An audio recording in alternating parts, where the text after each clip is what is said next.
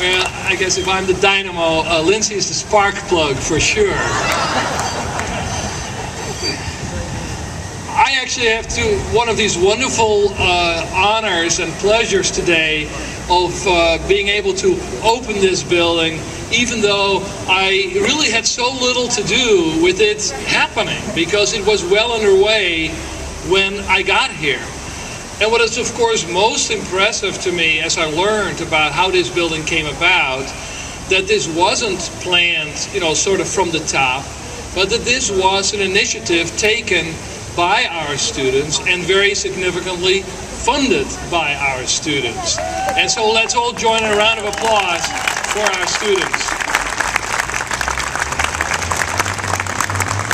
And now at the same time though, speaking of our spark plug, when the students passed a new fee to build this building, it wasn't yet clear really where it would be located, or really how it would all come together and what all the funding was that would be needed. And I think that's where Lindsay came in, and working with her colleagues, really put together this amazing project. And it's already been alluded to, the multiplicity of partners that made it possible to get the financing for a project like this.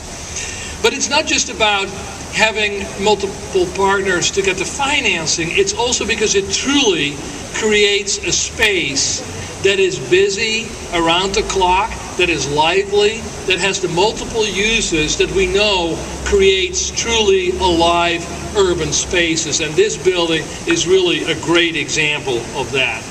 So yes, it was the city and the Portland Development Commission coming up with their support, the Chancellor and the Oregon University system, the School of Social Work, and then very important, the piece of the archives, which both Randy Leonard, Gary Blackmer, who was the city auditor, who's now the state auditor, and putting their credibility on the line, and thank you so much for doing that and making this possible.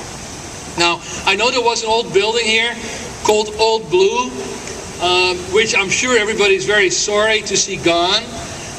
One of my goals in my tenure as president is, there are a couple more dogs around this campus that we got to get rid of. I think Old Blue was an old dog, if you ask me. Now, another building that I hope we're going to be able to work on at some point, because until we got this rec center, the only rec center we had, as you know, is the Stott Center, which was built in 1966 when we had 5,000 students on this campus. Can you believe that? Until just this year, we had to make do with a building that was built for a university 1/5 the size of what we have now. Now this building, reflecting these times, is fully built with sustainability in mind. And I want to give you some of the detail. It's perhaps a bit technical, but it's worth it because it's so fascinating. We use a lot of reclaimed water from the building for the water closets. We have dual flush fixtures, sensor-controlled faucets and low flow heads, highly efficient irrigation, stormwater management that includes storage, treatment, and reclamation. The rainwater from the roof is captured, stored, and reused on site. It's served both for flushing and as fire suppression. You'll be happy to hear that, Commissioner.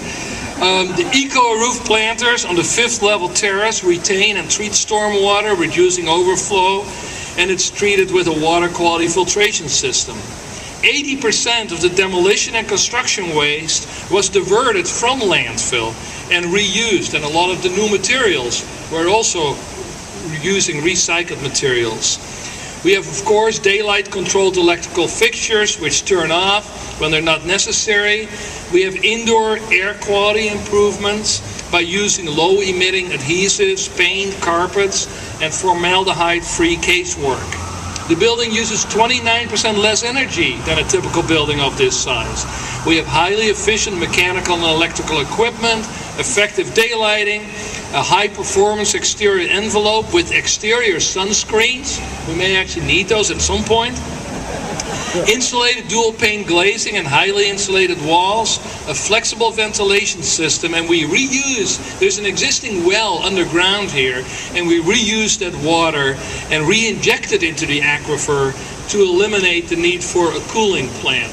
Now, That's, there's a lot of technical detail, but that level of thinking about how to really, every aspect of this building contributes to it being a model building in this regard. Again, we've already talked about all the various people who've worked on this, but I want to really thank everybody, the Portland Development Commissioner, the Chancellor, the Vice Chancellor Jay Kenton, Christy Nelson, the Commissioner, we'll get back to him in a minute, the architects, Joost Group Hall, and Skanska Construction. And just to give you an example how good Skanska is, have you looked at these water features? Have you noticed that the water runs uphill on that water feature? Now that's a tough thing to do. That's really good. I also want to thank the people from our finance and administration and facilities departments, Mark Gregory and of course Lindsay. And finally, I want to especially thank both the president of the Associated Students of Portland State University, who was the president when this fee was voted in, Christy Harper, and then thank, of course, our current president, Jonathan Sanford, who you'll hear from a little bit later. With that, let me now introduce Commissioner Randy Leonard, who, as you know, grew up in Portland. He graduated from Portland State in 1975. He was elected commissioner in 2002, currently in his third term, and truly one of our most stalwart supporters. Commissioner.